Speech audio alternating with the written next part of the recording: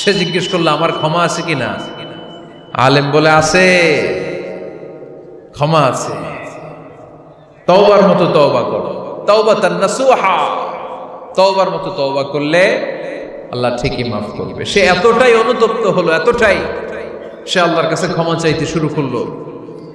আলেম পরামর্শ দিল, তুমি যে এলাকায় থাকো এলাকাটা ভালো না, এলাকাটা ছাড়ো, এখানে সব ডাকাতদের এলাকা, তুমি একটা ভালো এলাকায় যাও, ওখানে যে তওবা করে ভালো মানুষ হয়ে যাও। সে নিয়ত করে কাপড় চোপড় গুছিয়ে ভালো এলাকায় যাবে।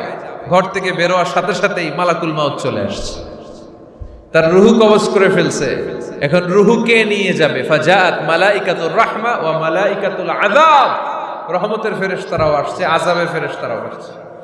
রহমতের ফেরেশতারা বলে না না, সে তওবার নিয়ত করেছে, যদিও তওবা করতে পারে নাই, যদিও ভালো এলাকায় যেতে পারে নাই, তওবার নিয়ত করেছে, অনুতপ্ত হয়েছে, ক্ষমা চাওয়ার চিন্তা করেছে, আমরা তার রূহ নিয়ে ইল্লিনে রেখে দেব।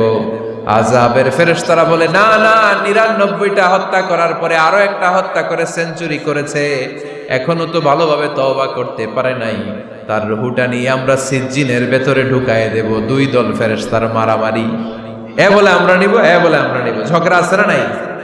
আল্লাহ বললেন রাখো রাখো, ঝগড়ার দরকার নাই, এক কাজ করো, যেখানে মারা গিয়েছে ওইখান থেকে ফিতা দিয়ে মাপতে শুরু করো।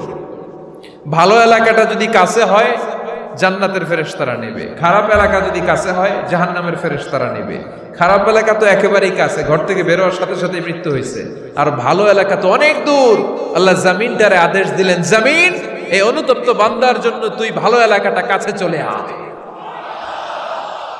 ভালো এলাকাটার জামিনটা তুই সংকুচিত হয়ে যা, যদিও ঘর থেকে বের হয়েছে একেবারে কাছে, খারাপ এলাকা হাজার হাজার মাইল দূরে চলে যা। ফিতা দিয়ে মাপ দিয়ে দেখে সর্বনাশ, ভালো এলাকাটা তো একেবারেই কাছে, খারাপ এলাকাটা অনেক দূরে। আল্লাহর ফয়সালা অনুযায়ী রহমতের ফেরেশতারা তার রূহকে নিয়ে জান্নাতের ভেতরে ঢুকিয়ে দিয়েছে।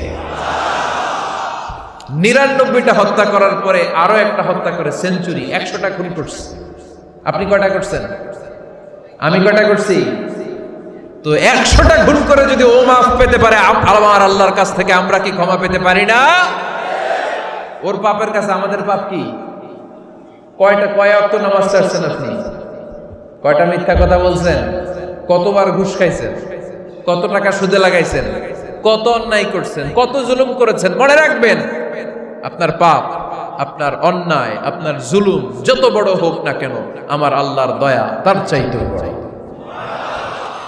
এজন্য আল্লাহ নিজের পরিচয় দিয়ে বললেন, আর রহমানু আল্লামাল কুরআন খালাকাল ইনসান আল্লামাহুল বায়ান। আমি রহমান, আমি দয়ার সাগর। আমি কি? আল্লাহ তুমি দয়ার সাগর, রহমানুর রহিম। তোমার দয়ায় পূর্ণ আমার সারানিশিদিন, তোমার দয়ায় পূর্ণ আমার সারানিশিদিন। আলহামদুলিল্লাহ পড়েন।